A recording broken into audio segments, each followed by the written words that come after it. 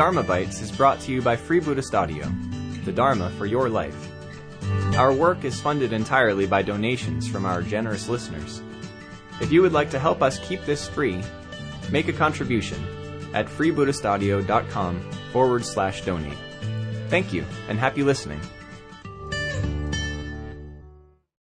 But something in us is in our hearts, a similar longing that Sariputra had. And we are really, really fortunate if we meet Asvajit, who is able to inspire us, something in whom maybe their way of being, maybe their way of speaking, maybe their way of meeting us already inspires us and gives us a sense, well, there's something there, can I learn more about it? And then we might simply hear something of the Dharma that leads us further. We might have that sense through their practice and then found further and further teachings and the centers we go to. And for me, the heart of the Dharma began to unfold through my Introduction to Buddhism course, where I learned about the Four Noble Truths, which is one of the most well-known application of this conditionality, of this formulation, to the human life and to our everyday life. The first noble truth acknowledges that there is suffering, that suffering is part of human experience, that the cause of suffering, as the second noble truth states, is craving, that we want things intensely or we want things not to be as they are.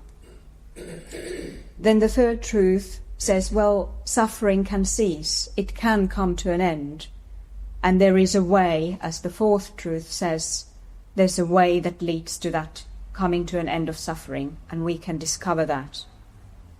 And at the time I came to the Dharma, I was searching for the right answer to the question why we suffer. For me personally, suffering or dukkha was my lifelong experience of living with a chronic illness that affects muscles and joints. In my life, I had been caught up with the why question before I heard the Dharma. Why do we suffer? Why did I fall ill when I was just a child? And these why questions came again and again.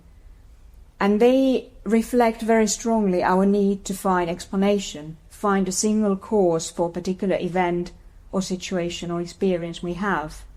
And that's what we are after. We are looking for that single cause. If I just knew that cause, that caused it, then my why question would be answered. But what is that enough?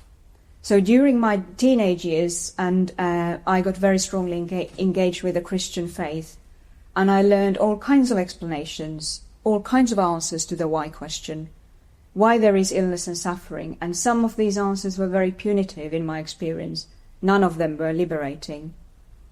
And so when I listened to the explanation, square quotes, of Buddhism to the human suffering, that actually it is a part of human experience. It is a natural part of our lives. Our bodies fall ill and we suffer. We experience pain. It was much more liberating moment. I realized I'm not anymore in the odd circle of thinking, oh, why this? Why God punished me? Why this happened? And all the rest of it, which never really gave me tools to live well with what I had, live well and fully aligned with my experience. So the Dharma gave me the answer, and I felt that at the beginning I really started to hear that heartbeat for the first time. Somewhere in me I knew that this was the path to follow. And from this initial vision, the journey began. We hope you enjoyed today's Dharma Bite. Please help us keep this free. Make a contribution at freebuddhistaudio.com/donate. And thank you.